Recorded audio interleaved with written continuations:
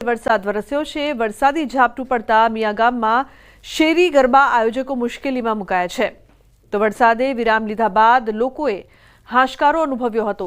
કરજણ તાલુકા પંથકના ગામડાઓમાં છૂટાછવાયા વરસાદી ઝાપટા પડ્યા છે। તો કરજણના મિયા ગામે વરસાદ શેરી ગરબા આયોજકો મુશ્કેલીમાં મુકાયા હતા। વરસાદ વરસતા લોકોને મુશ્કેલી પણ થઈ, કારણ કે જે ખેલૈયાઓ છે તેઓમાં નિરાશા વ્યાપી। તો કરજણના મિયા ગામે રાત્રે વરસાદ વરસ્યો। દ્રશ્યોમાં આપ જોઈ શકો છો, વરસાદને કારણે શેરી ગરબા આયોજકો મુશ્કેલીમાં મુકાયા હતા। તો ગામડાઓમાં છૂટા છવાયા વરસાદી ઝાપટા। બીજી તરફ નવસારી જિલ્લામાં હાલ પૂરની સ્થિતિથી જનજીવન પ્રભાવિત થયું છે। ભારે વરસાદ ખાબકતા કેટલાય ગામો બેટમાં ફેરવાયા છે।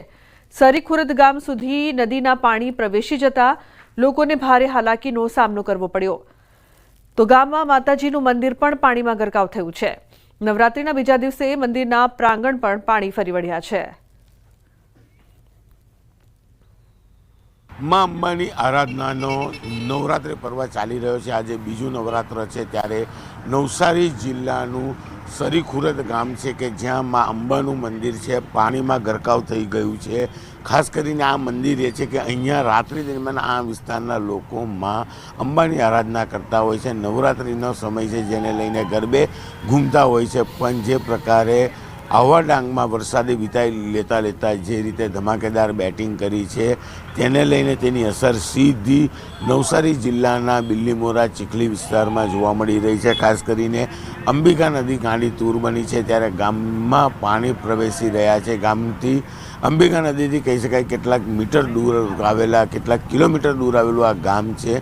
આ ગામમાં અંબા માતાના મંદિરની આજુબાજુ તમામ જગ્યા પર પાણી ભરાઈ ચૂક્યું છે, ત્યારે ગામના યુવાનો પાણી વચ્ચેથી પસાર થઈ રહ્યા છે અને કહી શકાય છે કે નવરાત્રિ જે છે તે રાત્રે ગરબા થતા હોય છે તે પાણીને લઈને થાય તેવું નથી। તેને લઈને જુવાનિયાઓ અત્યારથી જ ગરબે ઝૂમી રહ્યા છે, કારણ કે ધીરે ધીરે પાણીનું લેવલ વધે તેવી શક્યતાઓ દેખાઈ રહી છે। કેટલાક વિસ્તારોમાં પાણી ઉતરવાની શરૂઆત થઈ છે, તો કેટલાક વિસ્તારોમાં પાણી વધી રહ્યા છે। ખાસ કરીને સરીખુરદ આ ગામ છે, ગામના ભાગોળમાં આવેલું આ મંદિર છે। દર વર્ષે ચોમાસા દરમિયાન આ પ્રકારની સ્થિતિ જોવા મળતી હોય છે, પણ વિદાય લેતા વરસાદે જે પ્રકારની તારાજી સર્જી છે, પાણી ઉતર્યા બાદ જ ખબર પડશે કે લોકોને કેટલું નુકસાન છે। પણ હાલ આ વિસ્તારોમાં ક્યાંક પાણી ઉતરી રહ્યા છે તો ક્યાંક પાણી ચડતા જોવા મળી રહ્યા છે।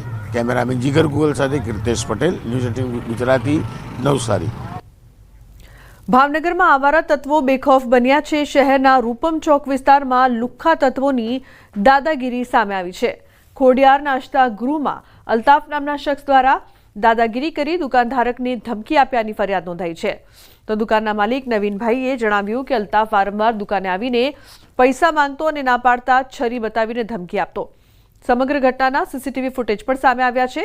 દુકાનમાં કામ કરતા વ્યક્તિને વારંવાર ધમકાવીને પૈસાની માંગણી કરતા હોવાની ફરિયાદ છે। ભાઈ કરીને છે એ મને વારંવાર હેરાન કરે, પાર્સલ આપ, પૈસા આપ, એવી બધી રીતે હેરાન કરે। તો કાલે રવિવારે મને બોલાય કે સ્વિમિંગ પુલની પાછળ આવ, મને તારું કામ છે। તો હું ત્યાં ગયો તો એ કીધું કે તે છે ને ઇન્સ્ટાગ્રામમાં કેમ મને આઈડી જોઈને ફોન નથી કરતો। એ 100 મને ફોન કરે, હું ઇન્સ્ટાગ્રામમાં એને રિસીવ નથી કરતો। તો એ છરી કાઢવા ગયો ને ડિક્કીમાંથી, તો હું ત્યાંથી મારી જાન બચાવીને ભાગી ગયો। કામે નથી જતો એની બીકે। રૂપમ ચોક બિઝનેસ સેન્ટરમાં દુકાન છે।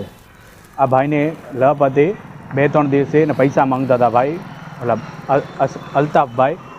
કાલે મારી દુકાનમાં ભાઈને ગોતો આવ્યા અને આજે આવ્યા। આજે આવીને દુકાને પૂછ્યું સાગરભાઈ ક્યાં છે? મેં કીધું 8 દીથી મારી પાસે કામે નથી આવતા।